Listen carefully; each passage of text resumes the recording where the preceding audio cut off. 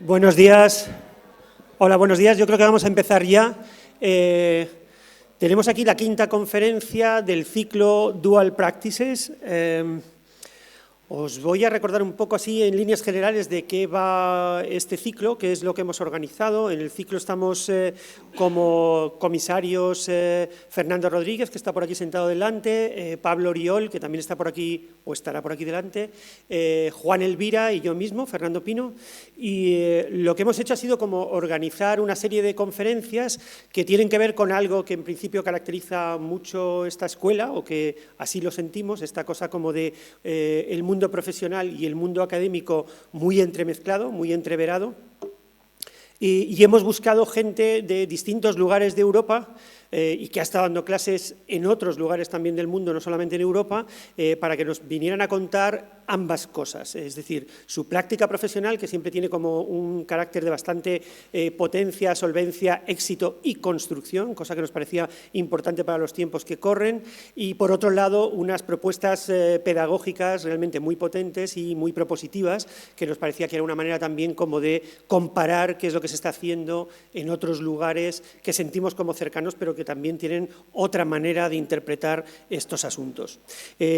Por recordar qué es lo que ha ido pasando en estos meses, hemos tenido a Piet Ecker de E2A, de la Academia de Arquitectura de Mendrisio, hemos tenido con nosotros a Luis Callejas de LCLA, de la Escuela de Oslo, también ha venido Humberto Napolitano de LAN, oficina situada en París, pero luego con su experiencia docente tanto en Columbia como ahora en la Architectural Association, Marcus Bader, que fue el último conferenciante que vino de Raum Labor Berlín, que da clases en la UDK. Hoy tenemos con nosotros a Origgi Tagliabue, que viene del Politecnico de Milán, su oficina es Origgi Tagliabue y Ifdesign. Y ya para que lo apuntéis en vuestras agendas, el próximo día 24, que está a la vuelta de la esquina de este mes, tendremos con nosotros a François Charbonnet, que da clases en la ETH de Zúrich y que tiene su oficina, cuyo nombre es Made in. Bueno, todos ellos interesantísimos para nosotros, por eso los hemos elegido, que vamos a decir, y en el que podéis ver, como decíamos, prácticas muy diferentes y maneras de enfocar la docencia también muy dispares. Yo creo que ya habéis visto que ha salido un libro editado de la anterior serie de Arguments, en las que se va reflejando todo esto, con lo cual en el próximo ejemplar también se verá reflejada todo este ciclo de conferencias y todo lo que ha habido en este ambiente flotando cuando hemos estado hablando de estas cosas. Hago una brevísima introducción de la oficina de Ifdesign. Franco y Ida fundan la oficina en 2002.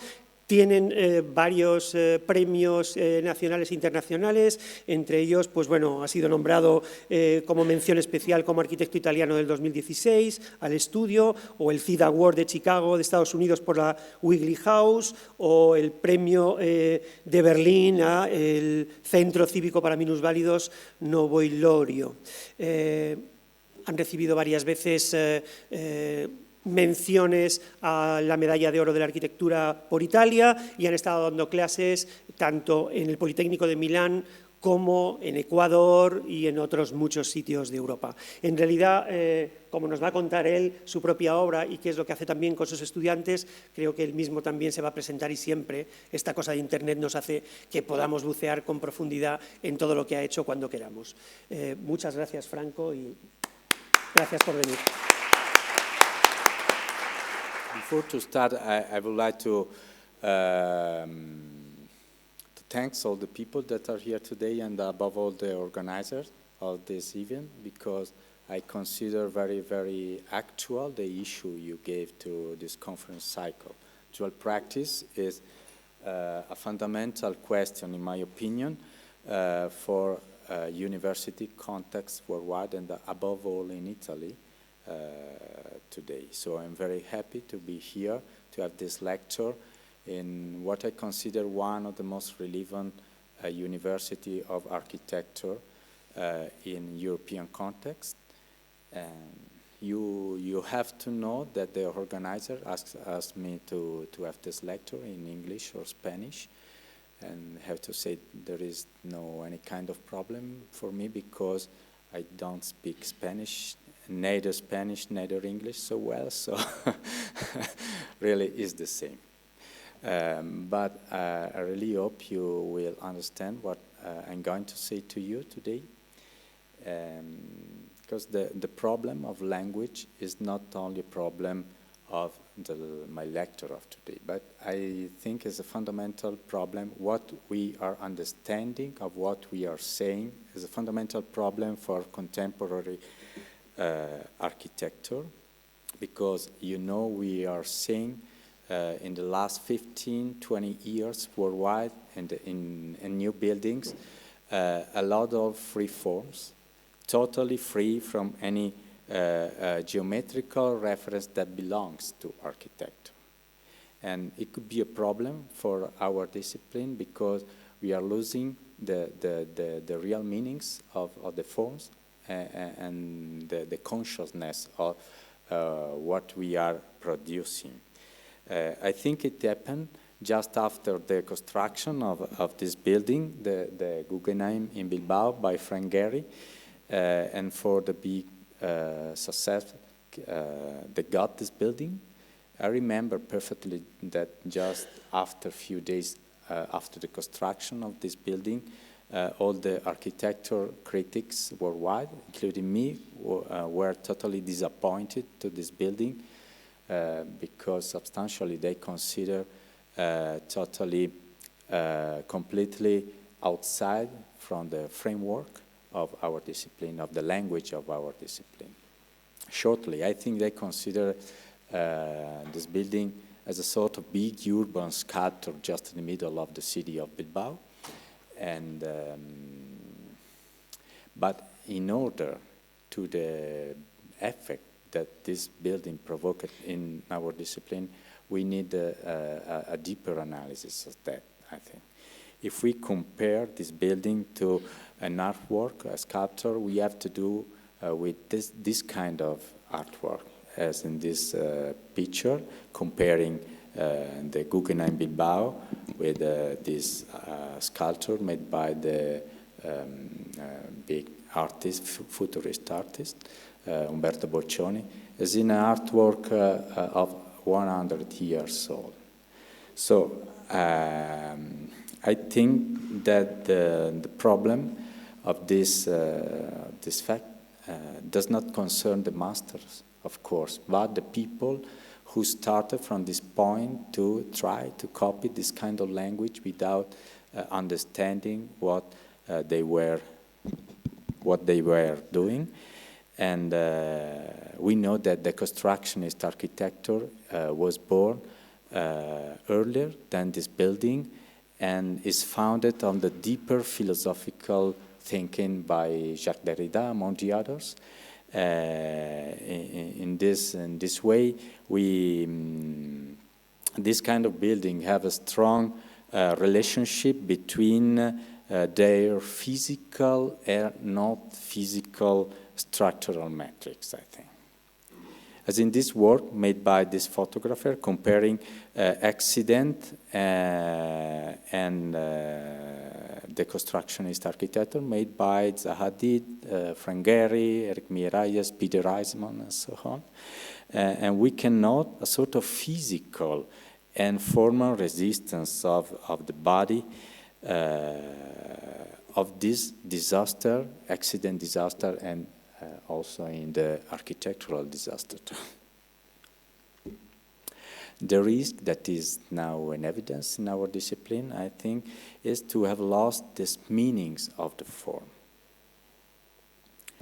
One of the most relevant causes of the transformation of the language in our discipline is the introduction of computational tools instead of traditional ones. We know that Gehry was one of the first architects worldwide to use computational programs like the fantastic CATIA taken by NASA to draw their building.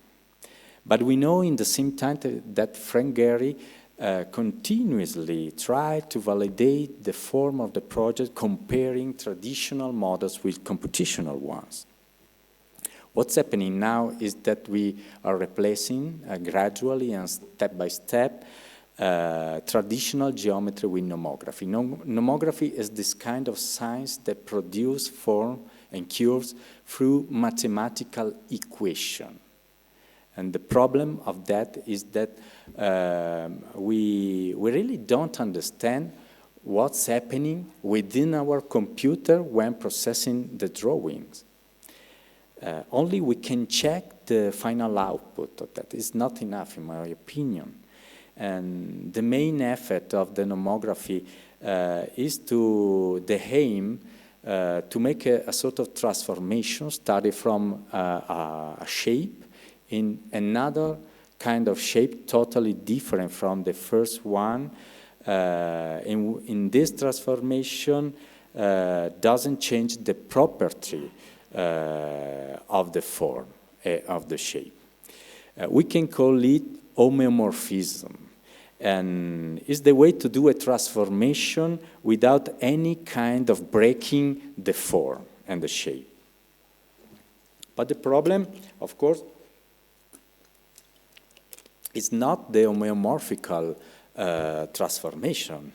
The question is that we are trying to produce this kind of effort through pitching casually, come si dice, pellizcando, no? Casualmente la computational models and losing the consciousness of the form.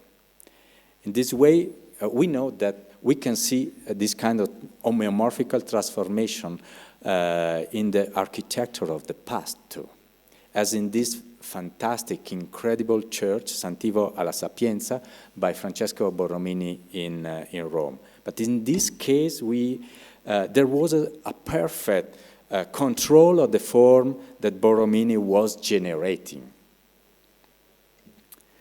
The form in this church is very atypical and comes from the intersection of two different triangles in which the 6 vertices are replaced or rounded by circles. But when you are just in the middle of the church, you don't realize this different part, only you feel in a fantastic, wonderful, unique space. But this kind of shape controls the horizontal section in each level of this building, but where starts the vault of the roof starts in the same time this kind of transformation till the final shape that is the circle of the lanterna. This kind of transformation is homeomorphical, but if you observe live this building, you can note thousands and thousands of little transformation of any detail of the vault. It's really incredible. I suggest you strongly to go there because it's fantastic work. It's an incredible work under the perfect control by Borromini's mind. Speaking about teaching, I remember the famous, the great Italian architects of the 60s, Bruno Munari, who talked to a classroom of small children every Sunday morning in the Central Park of Milano to draw a tree. But the question was not to draw, to copy a tree, but to understand it. It's very different, I think, because the main goal of a tree is to catch much more quantity of sunlight, and to do that, the tree tries to open the branches much more than possible. In this moment, it has to confront with one of the most important rules of the earth, the gravity. So, for this kind of reason, every time we try to divide the branch in 2 different branches, we have to consider this fundamental rule. If we less or more, if we have a deviation of double degree, we have to consider the half of the mass because of the problem of the gravity. And it's fundamental, in my opinion, to understand this kind of work by the tree, because we have millions and millions of kind of trees in the world, but each one develops its body in relation with the aim and the question of the gravity. I think it's fundamental for a student and for an architect to understand how a tree works with its body, to understand the relationship between the task of a building and the physical body of the building. One of the exercises I do in my architectural studio in Milano is to make the student conscious of why the architects are choosing specific form and specific cures in their project. As in this case, investigating the little church of Sundtvik in Swiss, they discovered that Peter Zumthor chose a specific cure that is named lemniscate. Lemniscate is very similar to other ones, as hyperbola and parabola, but has a particular property to have a slightly formal physical tension towards the direction of the worship that is fundamental in this kind of buildings, of course.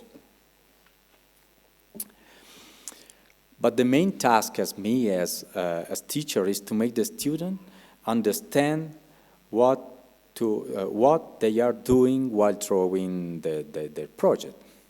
And to understand it is necessary to understand the real meaning of this word form and the difference between the two terms, form and figure. It is fundamental, in my opinion, because if for figure, we mean something that has the contents outside, and in a way, it needs every time a sort of background. For form, we mean something that has the content inside, the figure outside and the form inside. Even if as a relation with something different as the task, the relation with the context, and so on. And the question is it acceptable symbolic figures in our discipline? I believe so, of course, but only in a way if having a sort of formal meanings too. It's so clear, for example, in this building, the Linear Museum by Gigon Goyer in Appenzell, in Switzerland. This building has a very strong symbolic reference of the shape of the roof with the mountain profile that stands back side to the building. But in a way, it corresponds at the same time to the better or the best way to take sunlight to put in a museum room, of course. So we can say that we can accept any kind of symbolic reference that could represent a formal meaning for the building.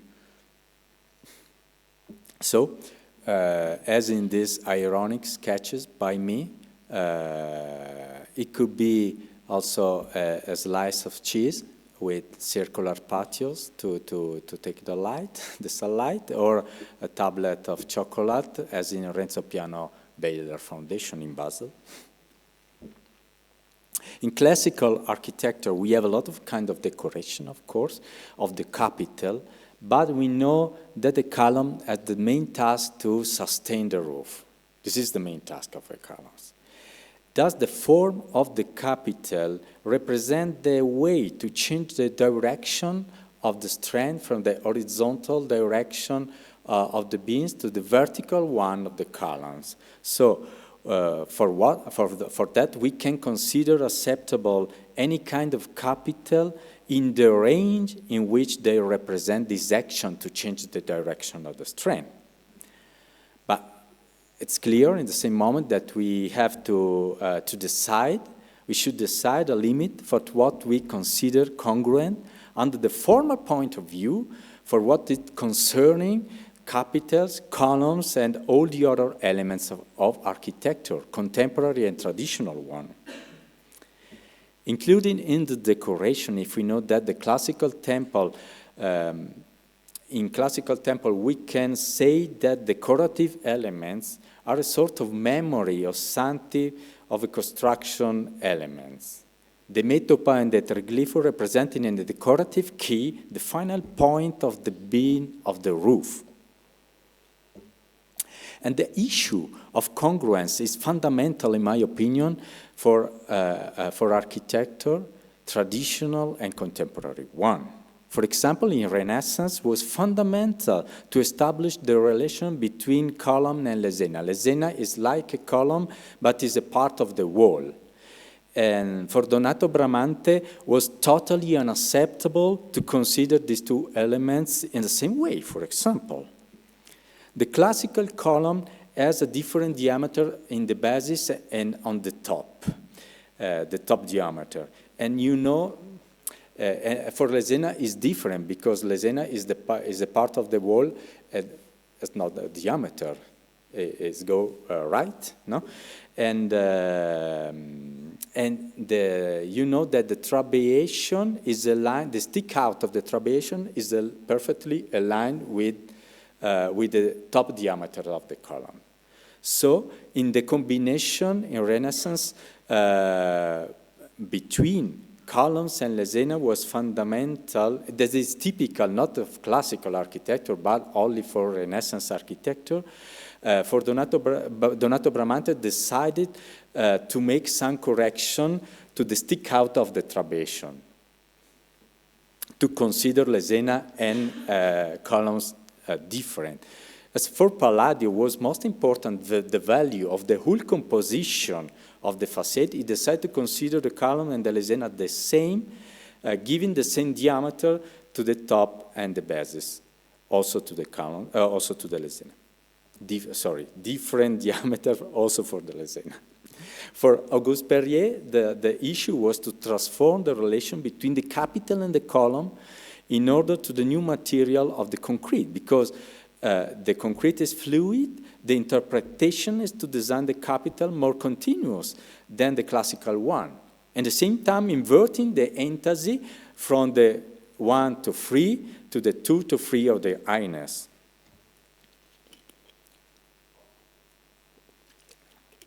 And I started speaking about columns and classical elements and the evolution of them. Anyway, as teacher, we have to give you, to the student, the tools to read this concept of beauty. That's very difficult.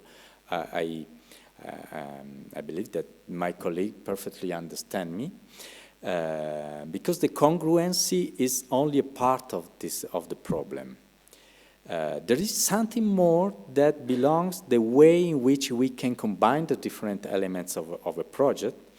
And seems to be very, very similar to the difference we have in music, composition. In architecture, too, we have a difference between a single element and the whole composition. There is a difference between a noise, no, like this, a note as a mathematical frequency, and the music that is compositional. Na na na na na na na na. It's the music is the project, not the note and not the noise, of course. Aldous Huxley was an English writer that wrote this small booklet entitled "The Doors of Perception, Open and Closed," and was the book from where the famous rock band took the name of the Doors, no?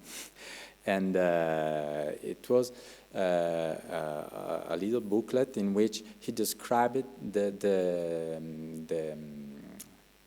creativity, the effect on the creativity of the drugs. Of course, it was in a full psychedelic era. It's not necessary to do it, but it was very interesting to detach to the rationality. Aldous Huxley sustained that the fundamental question of human gender is to try to reach the concept of grace. And he said that only God and animals possesses the grace. And the animals communicate with the naturalness that human gender has lost. I maintain that work of art is the search by the man of the grace. I'm totally fascinated by this man. The name is Craig Reynolds. Is a sort of a mix of an artist and a scientist. that try to reproduce the flocks behavior, the movement of the flocks in a cartoon movie by Disney, for example. Because in this kind of movement, you have a lot of elements. Each bird moves individually, but in a sort of magic symphony at that. So I think also in a project we have to do quite the same, no? To control any details of the project, but in a full composition. So I try to read this one in Spanish. That is an important quote for me. Las formas físicas pueden ser características solo en la medida en que nosotros mismos poseemos un cuerpo. Si fuéramos entidades puramente ópticas, el juicio estético del mundo físico quedaría excluido. Como hombres, con cuerpo que nos enseñan qué es el peso, la contracción, la fuerza, acumulamos experiencias que nos permiten percibir las características de otras formas. Trajimos pesos y luego experimentamos lo que es un peso y lo que es un contrapeso. Caímos al suelo. Por esta razón sabemos cómo evaluar el orgulloso destino de la columna y entendemos el impulso de toda la materia para exponerse sin formas sobre la superficie de la Tierra. Es una consideración importante, ¿no? Para mí. If we see us in this room, all we have a similar body. As human gender, we have arms, we have legs, a mouth, head, and so on. And this is an objective condition for us. We use our body to do a lot of things, and this is an objective changeable condition. But the way in which we can use our body is the real difference between us. If I want to welcome someone, I can take your hand, or I can kiss on the face, or I can kiss on your mouth. It's very different, and depends on what I would like to say, of course. We can call it behavior, and it's what we would communicate with our body. It's a sort of expression. If we consider that architecture as body, as a physical body too, we can consider that the way in which we are using this body to give an answer to a specific function is a form of behavior. As for example, to catch the sunlight, or to catch the people that stand outside, and to welcome in the building, and so on. The body is the objective condition of architecture, in the meaning of the dimension, the matter, the context in which we are. And the function, it could be the objective changeable condition for our building, and the form. We choose to take the people within the building and so on, to welcome it, and so on, is an operative subjective condition, in a way, a sort of behavior of architecture. This way we can consider a sort of gestural way to make project and to design building, as in this sample by the pavilion by Charles Correa. And what is the meanings of the term typology? When I took my architectural degree in Milano, the school of Aldo Rossi was very, very important, quite obsessive. And so it's very clear for me the concept of typology. But in a way we can say also that we can define typology as a family of form in relation with the kind of function. But the condition that I described before, and the condition of the crisis of architecture, economical crisis, totally disappointed the Rossi theory looking for another kind of architecture. It seems that we can do any function in any kind of building. And I think that now we have new condition in the world. So our project will need to be more flexible, for example, in the use and in the time. But I need personally to reconsider this concept and the role of typology in our project. And nowadays we need a sort of, we need buildings with a strong character of the form that could host different fashion inside. What happening now, and in the last 10, 15 years, is the different relationship between these two kind of spaces. The space of relation and the typological one. I'm speaking about a quantitative relation above all. One of the most interesting phenomena of the last year is the updating of the typology of museum buildings. They refer not to the exhibition space mainly, but to the service one. And we saw an increase of 130% of shell cost, and 550% of the cost of the facade, an increase of 650% of connected space. The surface dedicated to the main function of the building is now completely complementary to the connected ones. So joking with an imaginary updating of the Altes Museum by Schinkel in Berlin, we could imagine a sort of premium building. So it's so clear that we cannot speak anymore of secondary function. It has itself a body, a physical body. In a way, we cannot speak about a total missing of typology in contemporary architecture, but about a sort of typological decay, as if the space we designing were permanently crossed by a condition, can we say, or latent instability, latent weakness of typology.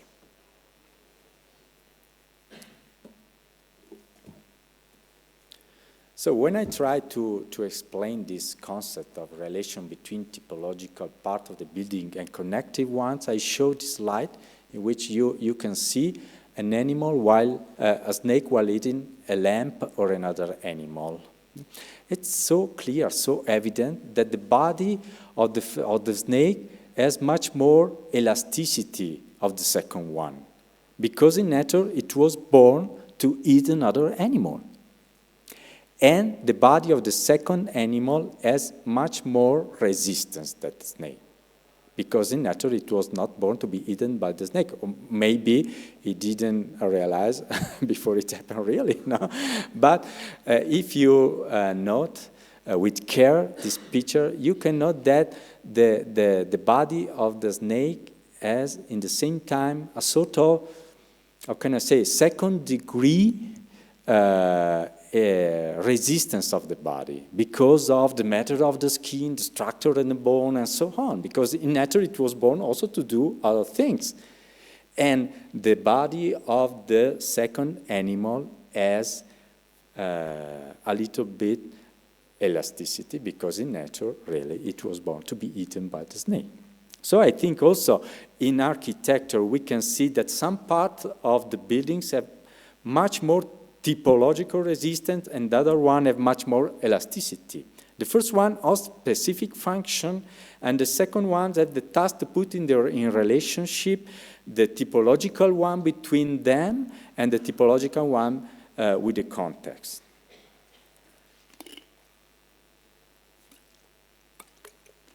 As a typical case, for example, of the mosques that which have the problem to redirect the worship against sometimes a framework of the existing city. The form, in my opinion, is more readable when forced by something else.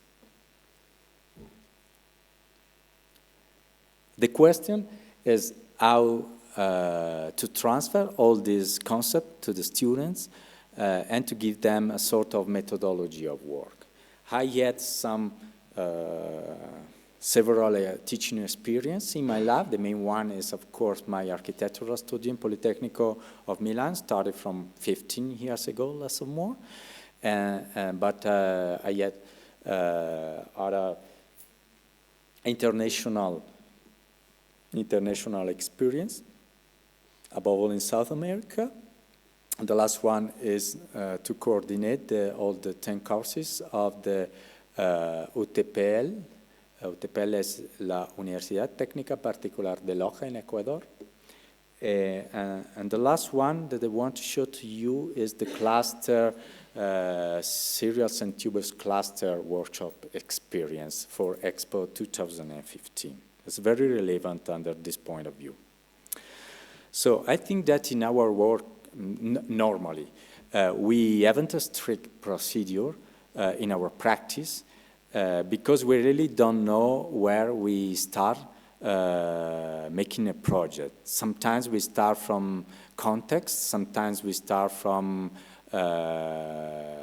concept, typological concept, and so on. But the fundamental question, in my opinion, is that our students are losing any kind of typology, a concept of typology, any kind of relation between the function and the form of the buildings.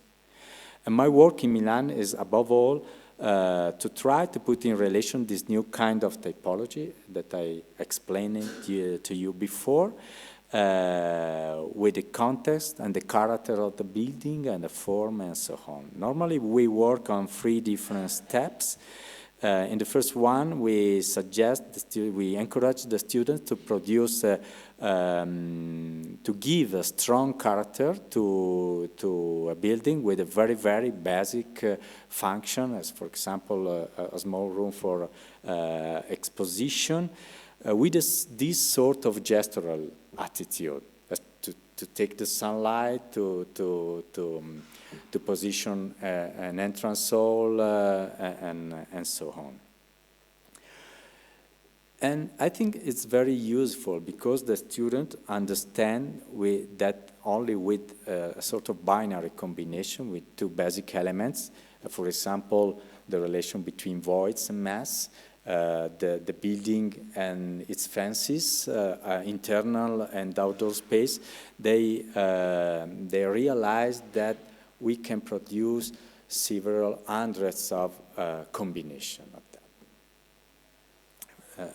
It is a very short extempore workshop, just 1 or 2 days, and working only with gypsum model, gypsum physical model, not drawings. And the final, and the end of the second day, all the students they work on the table of the classroom. In the second period, we give a plot area very similar to the final one, but more abstract, with abstract boundary condition. Only we say to the students, you have from this side a landscape, a kind of landscape. From this side, the urban tissue, and so on. Not more than this, because we don't want to have relation with the context, because they have no context.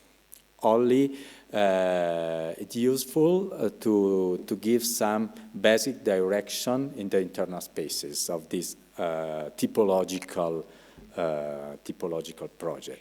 In this way, they can advance strong proposal under the typological point of view. Finally, we give an area, the real plot area, with a real context.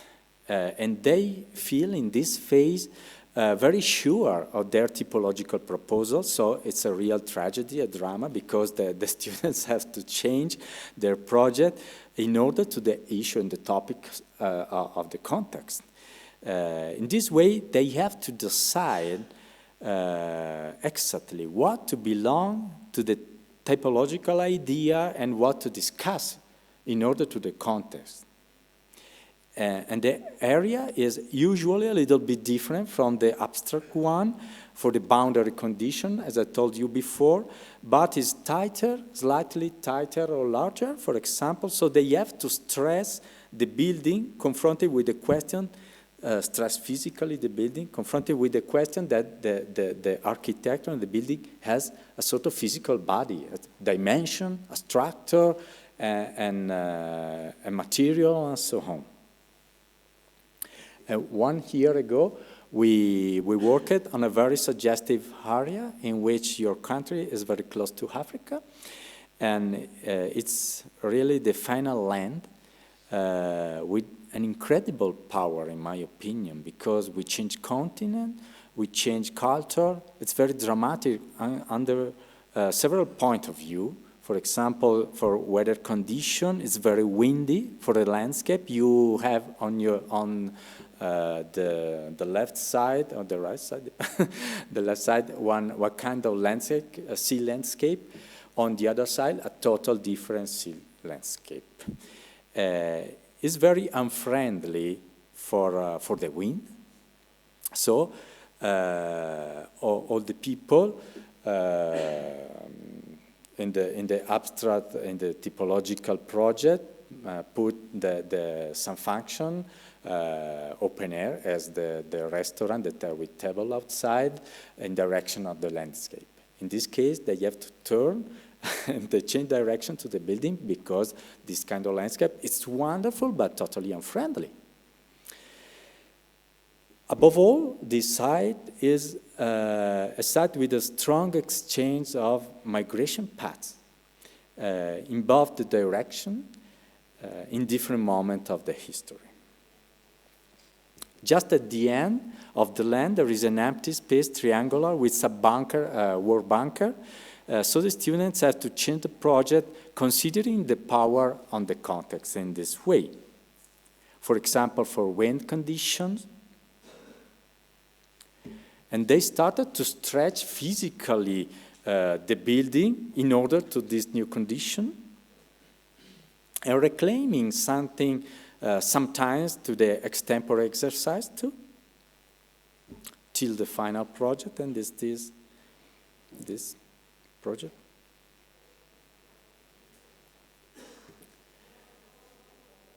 And the function was a cultural center about migration. That's one of the most dramatic topics of this site. And so this guy worked with a sort of temporary language using tissue to cover the building, and scaffolder in scaffolder style, the structure in scaffolder style. So it has to change a lot the project while discovering the context. So when they discovered the real plot area, we suggested to make a very short booklet to rethink to their conceptual reference, taken in the first phase with the project in this new context. You have some of this on the table if you want at the end of the lecture to see some of them. Wondering, putting the project in the context, and taking different typological and formal reference, as in this case, founding the bunkers, the war bunkers, and using the vault, and some temporary and contemporary architecture. You can see in the lower part of the picture the sketches by the student. Or conceptual reference that is fantastic imprinting by Piranesi. Of course, it was natural to refer to the work of Christo, the artist, working with tissues. So in these sketches made by the student, I try to have a reference with the campsite in the desert of the migrant, and using the tissue as in the lower part of the picture for the building. Arriving till the final and particular detail of that. So I think you understood that the physical condition is very fundamental, the physical condition of architecture, in my opinion. So my students have to produce a lot of physical models in each step of the work. For example, these are different models of one sole building made by one student only in the final step of the work, starting from the conceptual ones till the detailed one, finally. So this sample is one of the first exercises, tempore, investigating the relation between mass and voids, or how to take the lights in the building with this kind of gestural attitude. And I like to work with concrete a lot, because the students can evaluate some question of the real construction as to consider that the building is in a way the negative of the formwork. And I consider fundamental to understand the duality of what we image as a clean space when we are drawing a project, the clean space when of the final building, but that we have to work with dirty and heavy material. So for that, I used to bring my students in my building site because I consider fundamental to keep in touch with this kind of question starting from the university.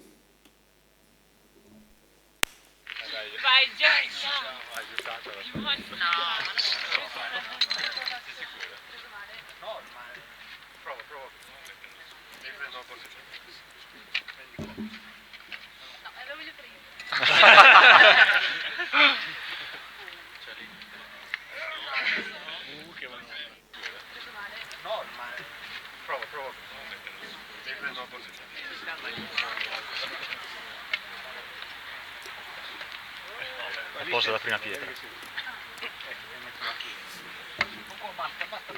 Perfetto, bravissimo.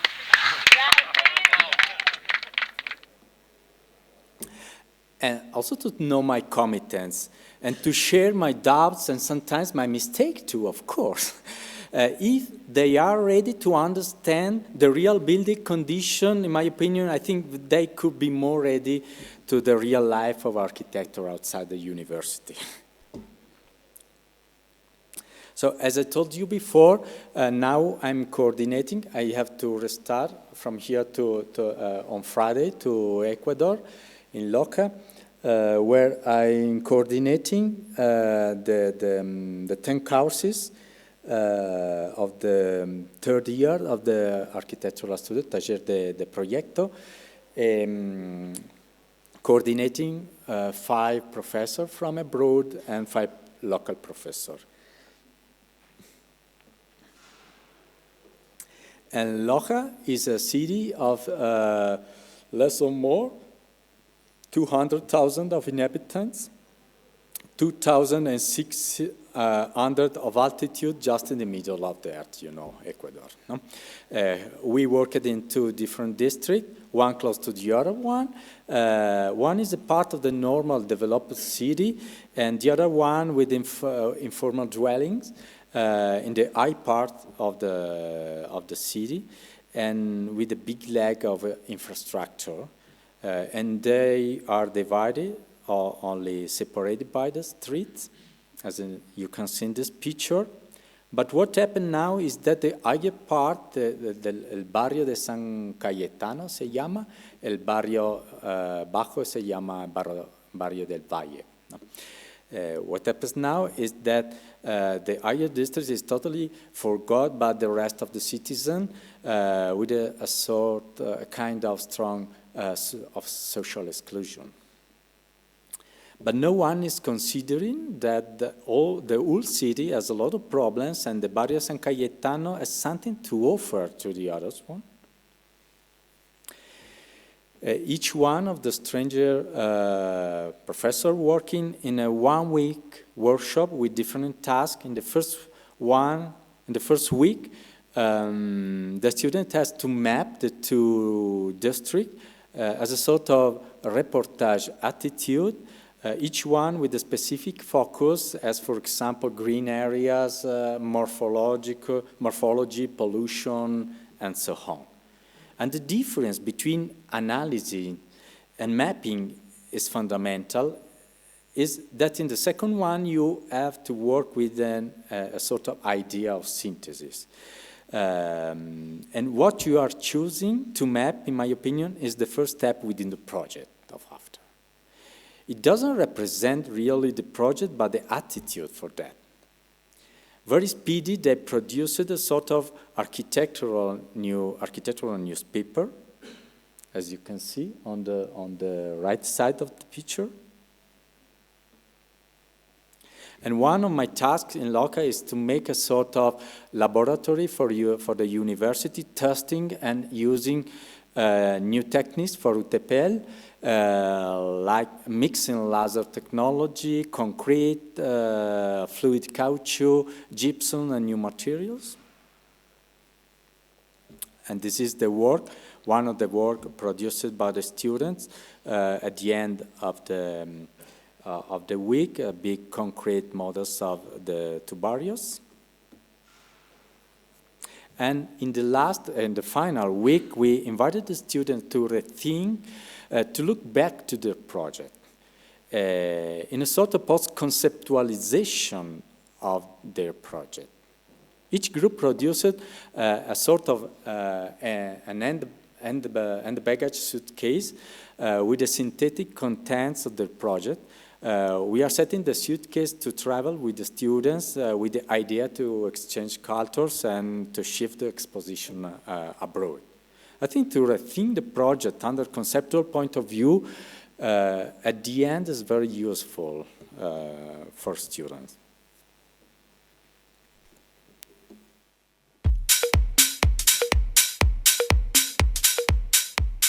We invited the students to produce some videos during the semester.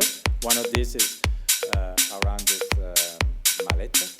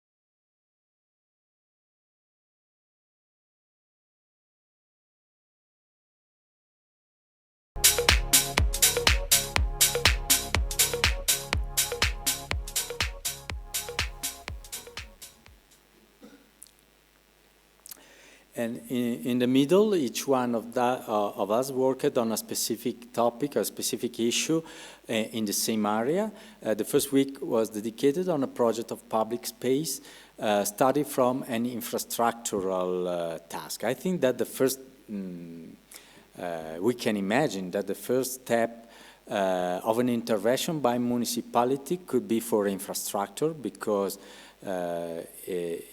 it's the primary needs for the population that lives inside this barrio, and they have problems of water, electricity, consumption of the land, ownership of the land, for example, is one of the most important ones. And the task of an architect, in my opinion, is to give the opportunity to give them a public space starting from an infrastructural project.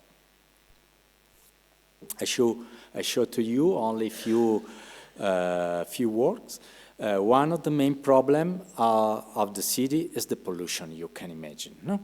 So the idea is to put collective point for trash just in the middle of the two barrios, in the streets that divides the two districts, to force the people to come from the higher part and the lower part, and to meet in this collecting point that really it could become a sort of public space for both, and to force the people to confront and to change the different conditions and to meet.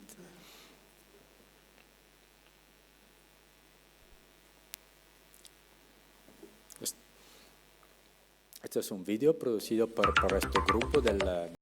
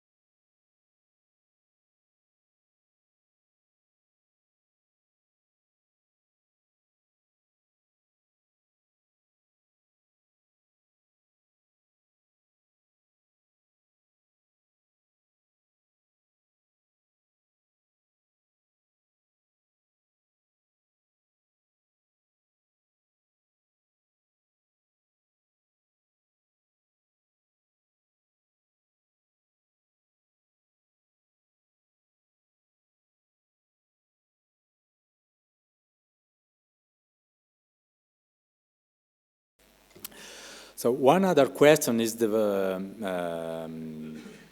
void space is another kind of spazio baldios, no? Waiting for a future asset, they could be totally closed and set to allow to the nature to develop itself and to protect animals too. They have a lot of these kind of spaces in the city of Lucca, and so to have finally a sort of ecological system framework. Each one gives something to the external side in terms of public space. In this case, the first intervention would be by municipality, building new pavement with new infrastructure downside and a sort of foundation line for new private building for the future, but now to see it reinforce the existing building. In the next week, one professor worked around the typology of small social building without considering the public space that stand in front. And in the third one, another professor tried to combine the language of both the project together. One of the program that you can find in Ecuador is called Proyectos de Vinculación. You can find institutional partners and you can find financing to build some of this project. So we are starting to speak with institutions because they are considering some of these projects very interesting to develop not only in the barrio in Lucca but in all the land of the province. We hope to get some of this result when I will come now in Ecuador. Finally, we set a self-exposition with very, very basic, but with panels that could be traveled as in this case and as all the luggage. This is a picture of the exposition. These are the panels that you can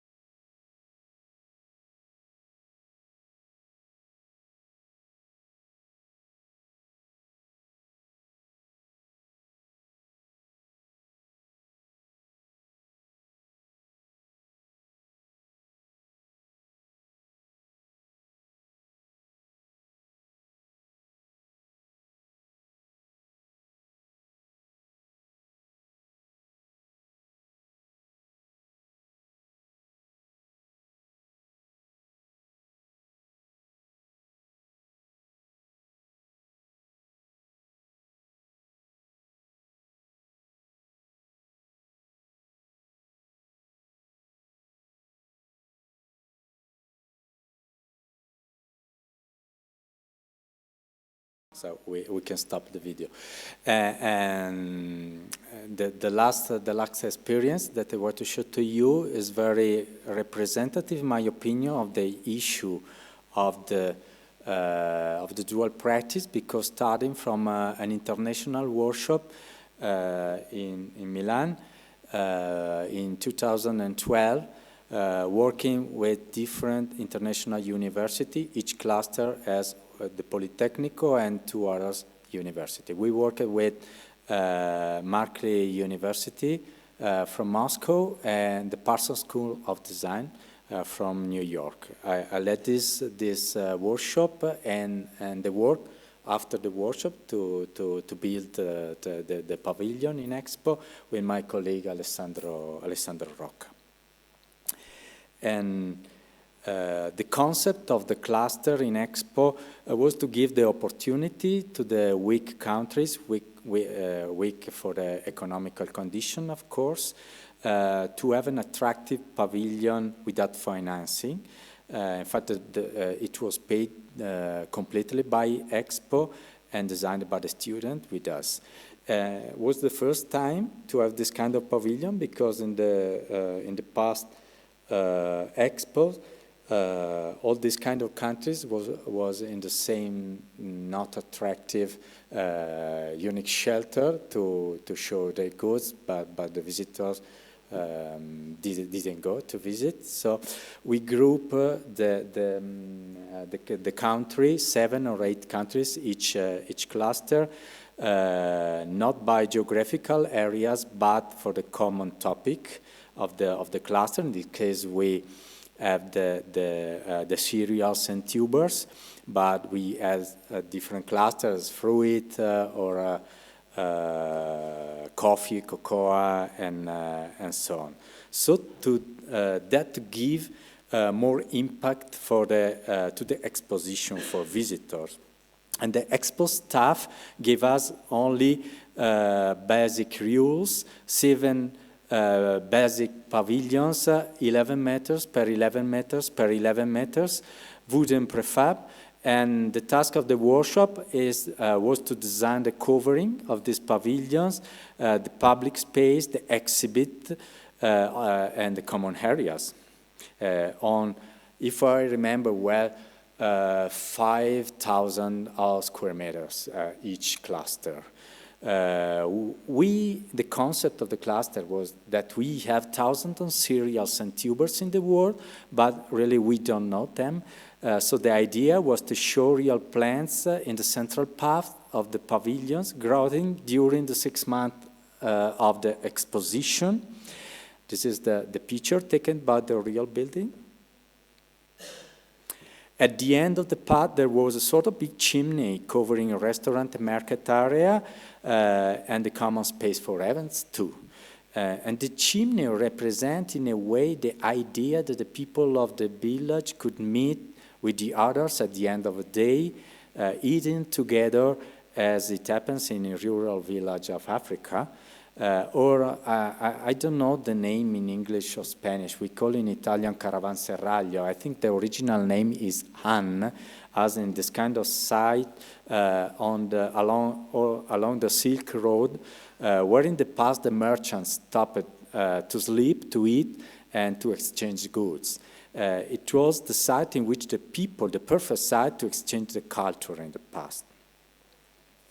This is the main section of the pavilion.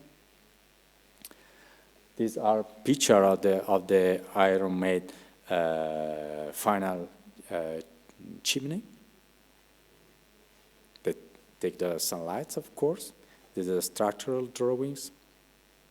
The path we cover with the not completely covered because we need sunlight to allow to the plants to grow in the 6 months of the exposition. These are the tables. And I think it was an incredible experience for the students, that also for us, to have the opportunity to design for students a building really built in an exposition visited and worked by 20 million of visitors. It's a unique, no? Unique experience. Finally, I want to show 3 or 4 shortly of my project in which I try to explain how we try to transfer all this concept and our teaching experience too in our professional practice of every day with very simple building, very easy to do, but every time to try to put this concept because it's important for us. Wiggly House is a single family house located less or more 50 kilometers far away from Milan in the northern part and in the middle of a very typical sprawl area of this part of Italy with any kind no kind of urban and architectural quality and characterized for tall buildings surrounding the new intervention, looking within in the middle of the plot area. So for this kind of condition, the house tried to protect itself from the view of the tall buildings, of the tall surrounding building, and we haven't any kind of windows looking on external walls, but only some patios with windows and only some free skylights to catch the sunlight. And it's completely covered by stone cladding, but for the patios that are covered in plaster. It's a sort of sequence of cross-section, I say wiggling in this way, in a sort of gesture of latitude to try to express the idea to catch sunlight that is very spectacular light, as you can see after in the next picture, and alternate internal spaces with sunlight with small patios. This is the skylight of the living room. This is a small patio to try to divide the entrance hall with the corridor linking the bedrooms.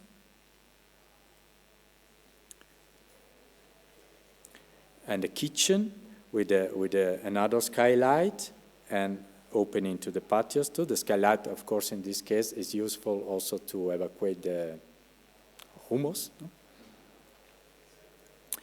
And finally, we have the smaller one we call the meditation room.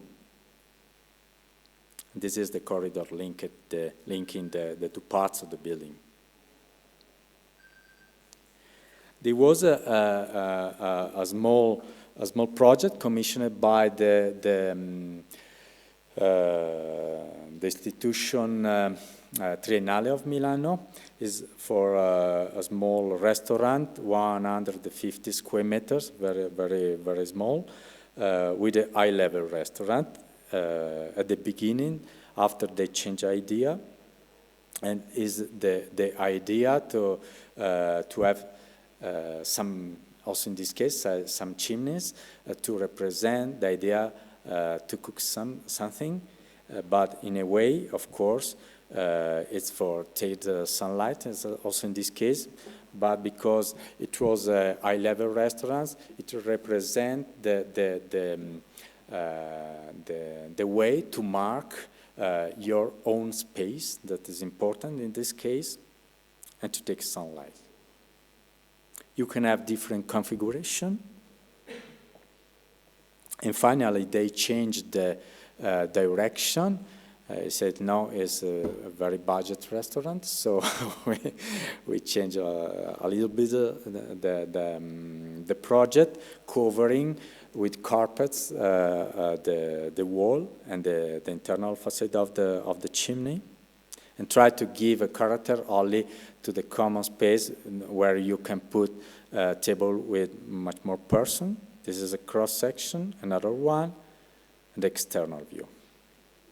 The project is a competition for Torre Littoria in Turin. Torre Littoria is this kind of building produced by in fascist period in Italy.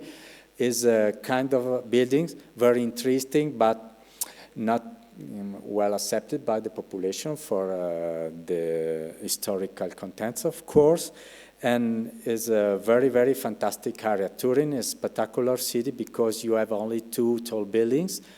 This one and the other one is the Mole Antonelliana, is a historical one, wonderful. And the project was for the panoramic bar on the top, 19th floor, if I remember well. And the idea was to reduce all the project to the view, because the intervention couldn't be on the external of the building, but only the internal spaces.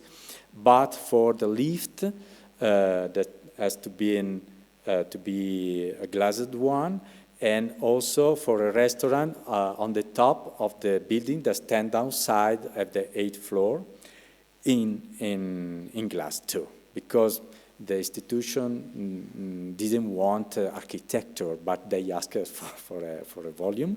So it was very strange. We try to work sacando partes della planta dell'edificio, this way to reduce all the spaces to these spectacular views.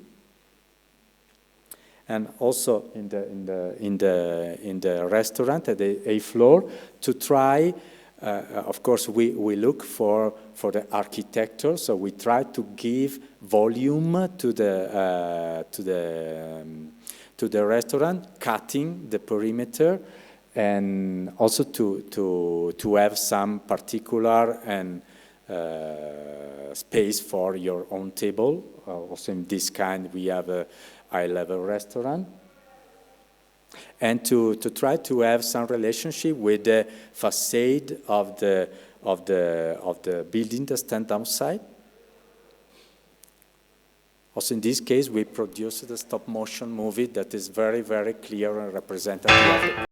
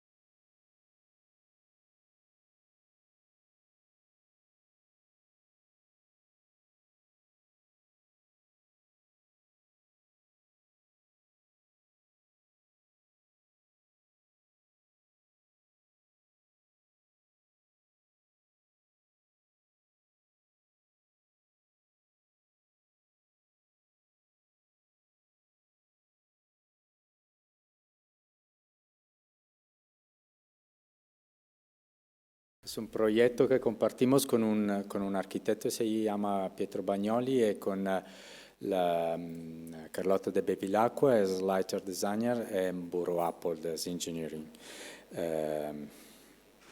Desfortunadamente llegaron segundos en el concurso.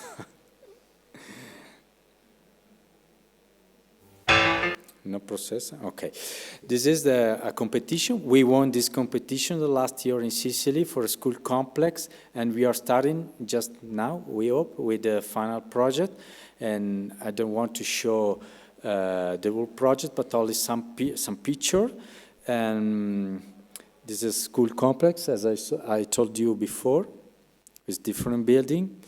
And it's a building, in our opinion, with a strong connection with the landscape of Sicily, and we are going to use some chromatic reference using quarry rubble and the ground of excavation. We have in Sicily some white cream stone and a red marble used in Baroque churches, as in San Pietro too. And we work around a different concept of sustainability, not using technology, but the ancient technique of the rammed earth to collect and gain heating warm during the day with 80 centimeters of thickness of internal walls as a sort of heating safe box.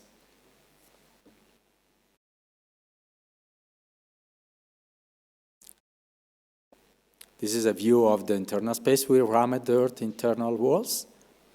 So as you can see also in the gardery, nella garderia, with small children, the idea is quite gestural to protect the children around a central space is surrounded by some correctly typological rooms for the didactical activities, and two common spaces, one internal and one external, that you can divide with panels.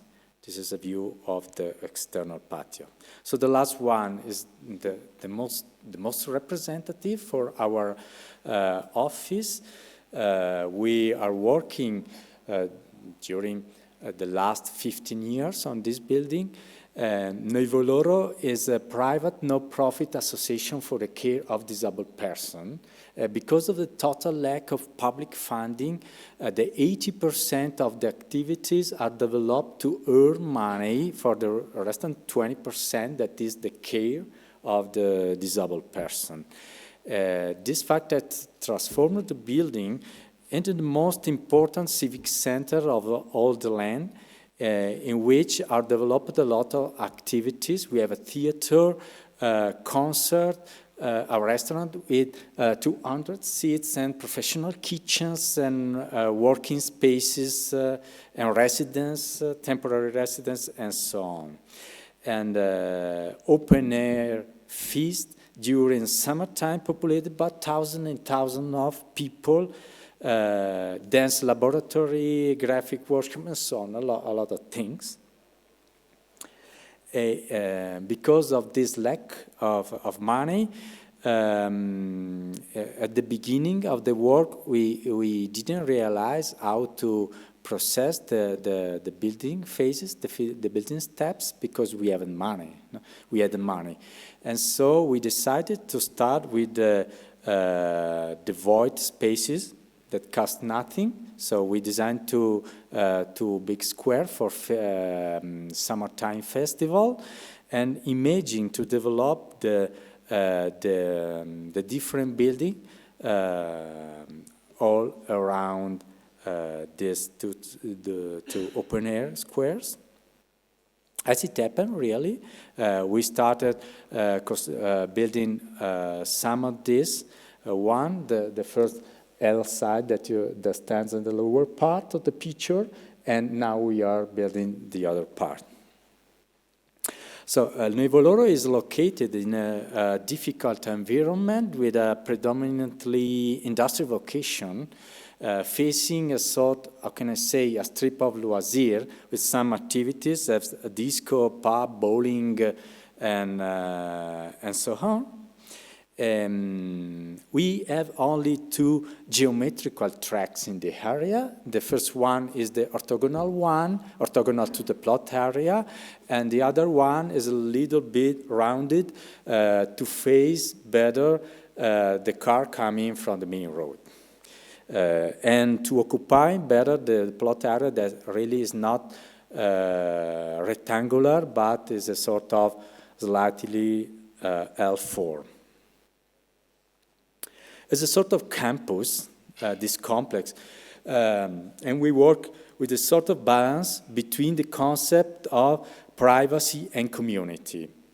Both are important for this kind of function. Each building has different function, but you can use the single space for several of these.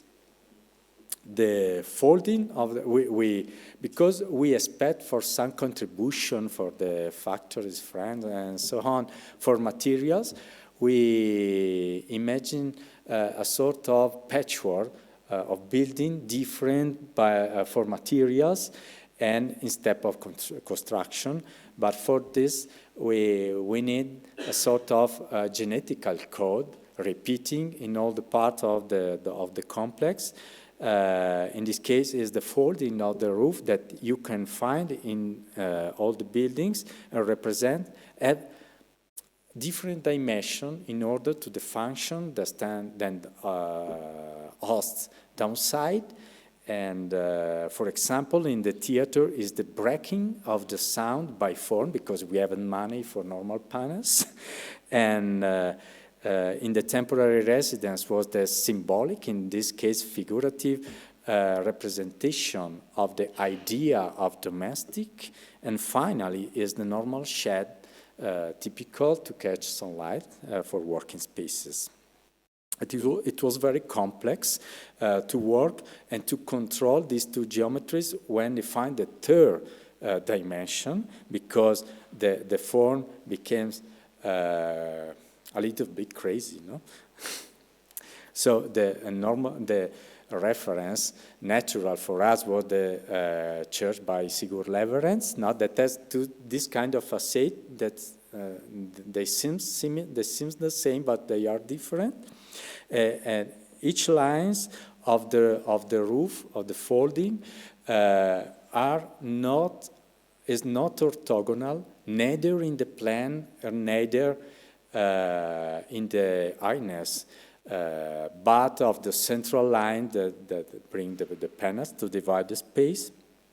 This geometry, you can find this geometry in every part of the building. We have this stage that opens 3 times, twice in the external spaces and once in the internal one. This is the backside facade at the internal to the courtyard. We worked using back-painted glass panel. On the internal side in the courtyard, we made a sort of excavation of the facade with a bench to sit. As in some Renaissance building, as a sort where the nobles give a sort of gift to the population, to the public space, design this bench that you can see. This is Palazzo Strozzi in Florence. In this case was also a sort of ironic interpretation of the popular tradition of dancing, in which the gentleman goes to invite the madams and the dames to dance. And it works perfectly in this way, I have to say. These internal spaces of the restaurant. And the internal spaces are able to change very, very speedy in different configuration to develop several activities. You have to know that we have 40 different dance courses in only a week, every week. In this case, you can turn the panels to have a line of mirrors for tensor.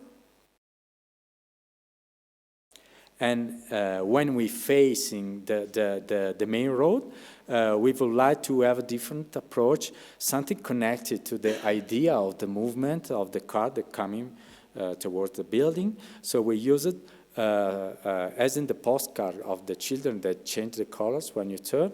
We use reflector joints as in the street signals.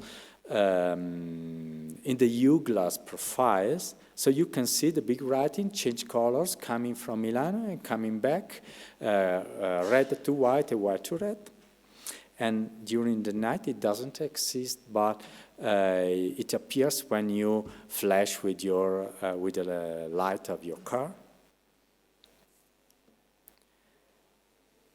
This is an internal view of the restaurant at the back side of this facade. Finally, I would like to introduce you the user of this building, because we spoke a lot around theory. That is important, but never we have, I think, to forget that the architecture is a sort of gift of space for the people who lives inside.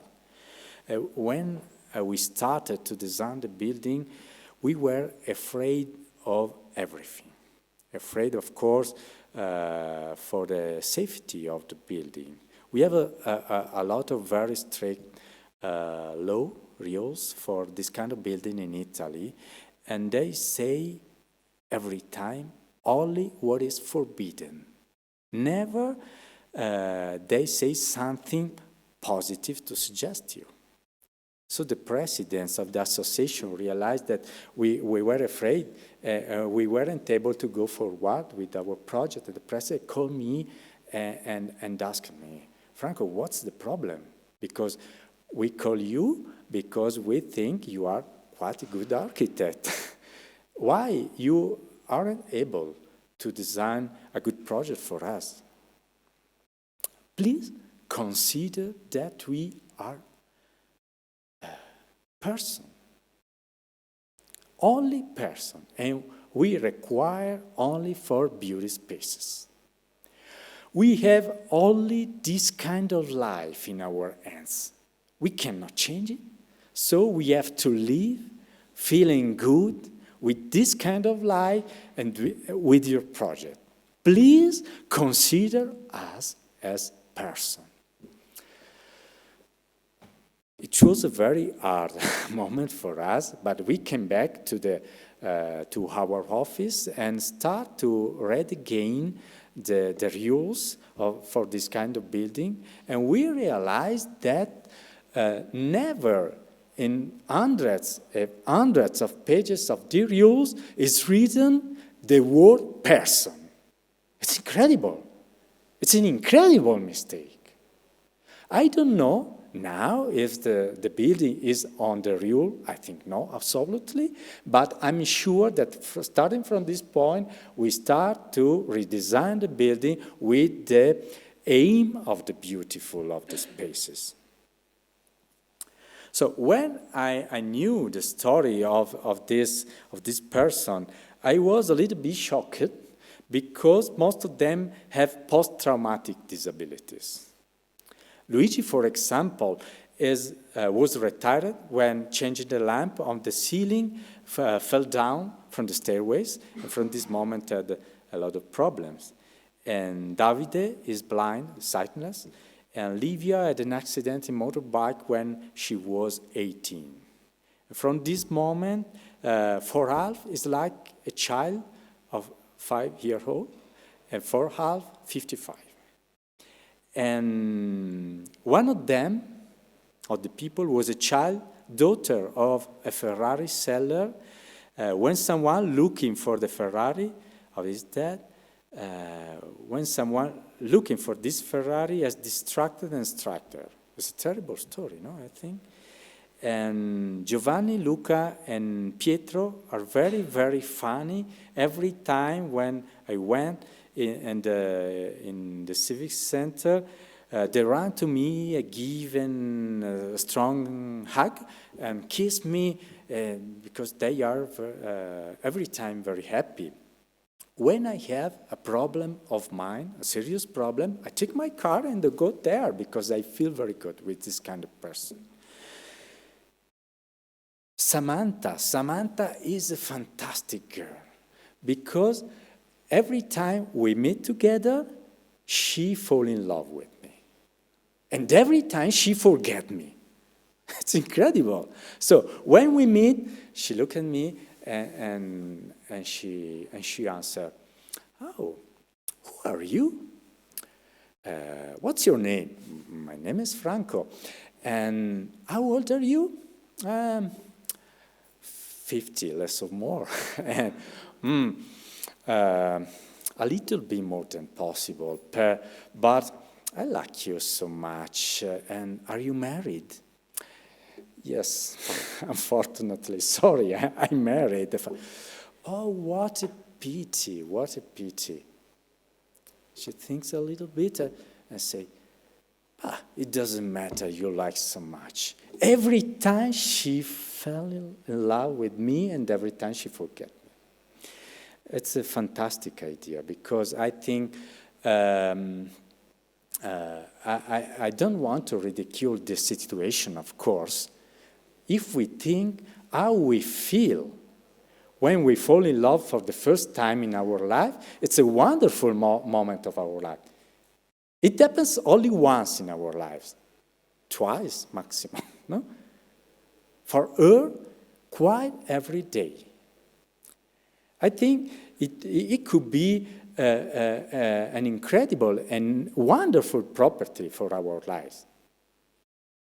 But we aren't able to do it. I think that the people that live in this kind of building has a lot of things to teach us. So now we are processing with the second part of the building, the second plot, the first branch close to the old building, and the two buildings for working spaces. And we are thinking to cover with the facade with fiberglass panels that are quite transparent. So we have in our mind to put on-the-skin lamps to give light to the outdoor spaces that stand in the front of the building, and put in evidence not only the lamps but the electric lines too. As it's like a sort of nervous system of the building, we didn't realize how to design it, so we decided to have an half-day workshop with the guys of the Nuevo Loro, and is my last teaching experience that I showed to you. It was a fantastic half a day because we gave some materials, all wires and matches to the guys, and they started working. It was very, very proactive. Started working, producing different. At the final of the day, we had 20 different versions of the facade, on the skin facade.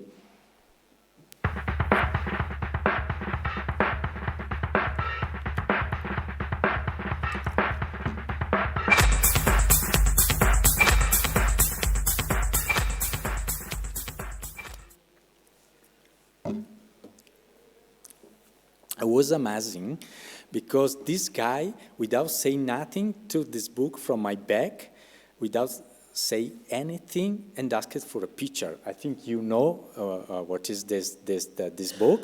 It's the Autobiografia Scientifica by Aldo Rossi. It's a book of theory of architecture. Please look at his face.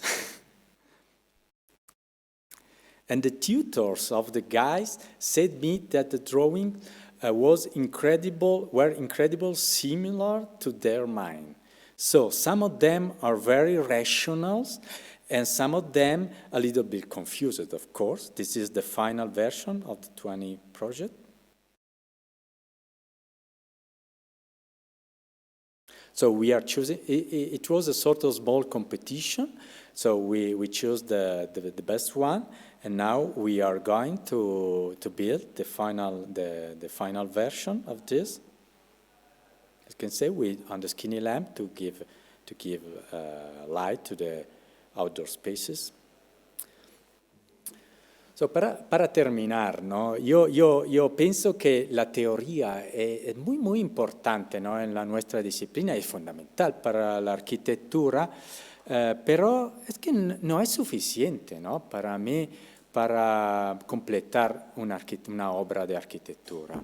Yo creo que esta inocencia de estos chicos tiene algo que ver con el concepto de gracia de que habló Aldous Huxley.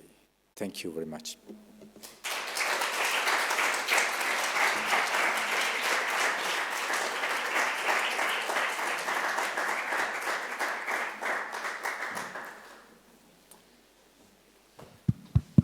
Ahora nos pasan el micrófono. No sé si hay alguien que tenga alguna pregunta y aprovechamos para hacer alguna pregunta a Franco, aunque sé que es muy tarde, tanto para él como para nosotros. Sí, claro. Sí.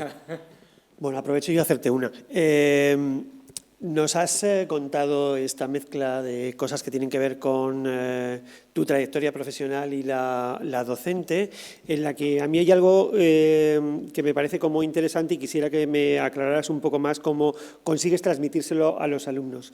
Y es, en esta última cosa que nos hablas de la gracia y la inocencia, hay algo que tiene que ver, y también en tus proyectos, con cuestiones inmateriales. También es algo que tiene que ver con Bruno Munari, ¿no? Cómo hacer que aquellas cosas que son menos visibles, que pueden ser incluso cotidianas, terminan formando parte de las herramientas con las que uno trabaja la arquitectura, ¿no? Muchos de los espacios que construís en realidad ponen a vibrar lugares que hay alrededor de la propia arquitectura interior, casi más los exteriores que los propios interiores, gracias a que esa piel activable permite colonizar esos espacios de fuera.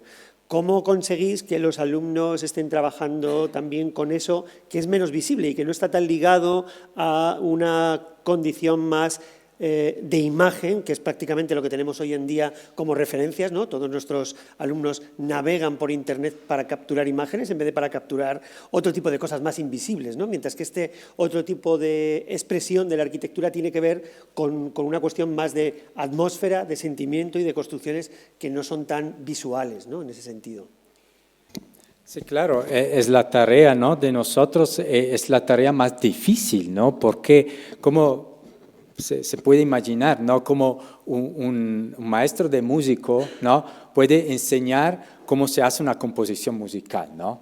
No es posible, porque una composición musical y una composición arquitectónica también no es una ecuación matemática, ¿no? Y tú no puedes traducirla en una ecuación. Pero yo creo que el trabajo, por ejemplo, de Bruno Munari es importante porque te hace como entender que la composición no es un acto inmaterial, es un hecho físico, porque la arquitectura es un hecho físico, porque Bruno Munari se confronta todo el día con un hecho físico de confrontarse con la gravedad, que es uno de los más importantes problemas para arquitectos en todo el mundo, ¿no? Yo creo que los estudiantes deben entender esto hecho, ¿no? Que cómo conseguir la naturaleza. Porque en la naturaleza tú no puedes mirar cómo se desarrolla, ¿no? Cuando tú vas a mirar en un documentario televisivo cómo un león come un otro animal, ¿no? Empieza caminando lentamente, slightly, ¿no? Very slightly,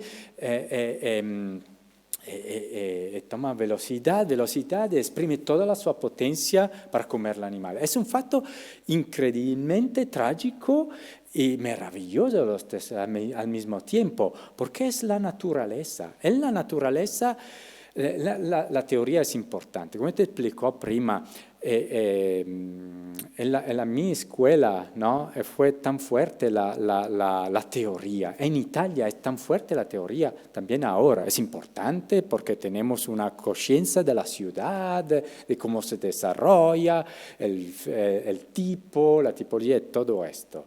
Pero en la mi opinión no es suficiente, ¿no? Falta algo, falta esta capacidad de entender que a través de la teoría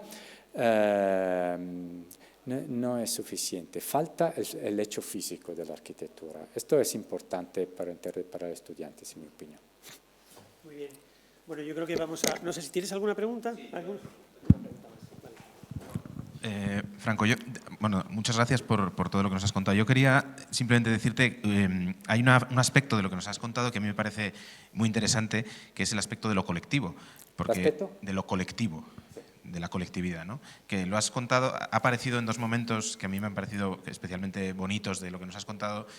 Uno, hablando de lo profesional, este final en el que no habéis hecho ese workshop en el que habéis ido encontrando unos trazos para un proyecto vuestro a través de un workshop, de una relación con otros, ¿no?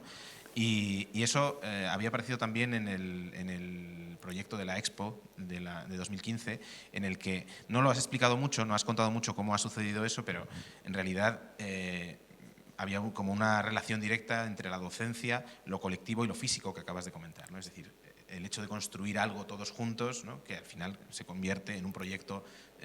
Y entonces, digamos que había un hilo que no has nombrado y que me gustaría que trazaras un poco más sobre el hecho de la idea de lo colectivo en aprendizaje, ¿no? Que yo creo que ha aparecido varias veces en lo que has contado y que me gustaría que nos contaras cuál es tu intuición al respecto de eso o tu experiencia, ¿no? Por ejemplo, en el clúster de Expo trabajaron con los estudiantes, con los staff de Expo, entre nosotros y después con estudiantes también para construir el edificio y también con los diplomáticos, porque los estudiantes produjeron 3 diferentes proyectos, los diplomáticos eligieron para uno de esos vamos a construirlo, ¿no? Y es importante compartir algo con la colectividad, con los habitantes del edificio, pero es difícil, no es fácil, ¿no? Porque el proyecto quiere de interpretar un volere, una esigenza del comitente, pero si el comitente te dibuja el proyecto no está bien, ¿no? Claro. Así en todas las experiencias en el mismo sentido. Pero yo creo que es importante porque yo no creo que, por ejemplo, tú puedes cambiar una tipología y utilizarla para diferentes funciones. Esta es la idea, por ejemplo, de la tipología de Aldo Rossi, ¿no? Tú tienes una forma y toda esta forma puede cambiar, es como una forma fija, la historia que cambia la utilización, pero la forma está fija. Pero no es, en mi opinión, un rapporto tan correcto, ¿no? Porque necesitamos de encontrarse con problemas diferentes. Una tipología para mí nace como en este caso también como un hecho físico con dimensiones, porque va a hospedar gente, ¿no? Es importante. Pero el hecho de la creación es un hecho dramático. Yo no creo que a los arquitectos que describen el trabajo como un dibujo, ¿no? Feliz, ¿no? Como son creadores, artistas, ¿no? O sea, la mía es una suferencia cotidiana. Un trabajo es va a crear algo de nuevo, ¿no? Porque tienes un problema. El problema nace de un problema de la colectividad. Si no tiene problema, no tiene un proyecto, la necesidad de un proyecto, ¿no? Yo no soy capaz de hablar con la gente, ¿no? Siempre, como se dice, to fight with them, ¿no? It's very difficult for me, but it's absolutely necessary to do it. We can do without this kind of confrontation with people and imagine how the people can live together and give some ideas and so on. So we try to do in our everyday work. We try to do during, for example, during the construction of the building, every time we confront. I want to tell you only the last story of this building in Voloro. When we stay, during the construction of the first step, I stayed with the president of the association in the main stage. We have decided before the expenditure of that, because they had a lot of the experience in this sense, and we stay just in the middle of the space. It is totally wrong. So we discuss a lot. How can we say now, okay, fall down? And we restart to build another stage, external stage for the building. Because it's very important to understand during the construction and to confront with the people. I think so. Muy bien. Bueno, muchas gracias, Franco. Yo creo que lo dejamos aquí para... Muchas gracias. Sí, muchas gracias por estar con nosotros. Y, vale,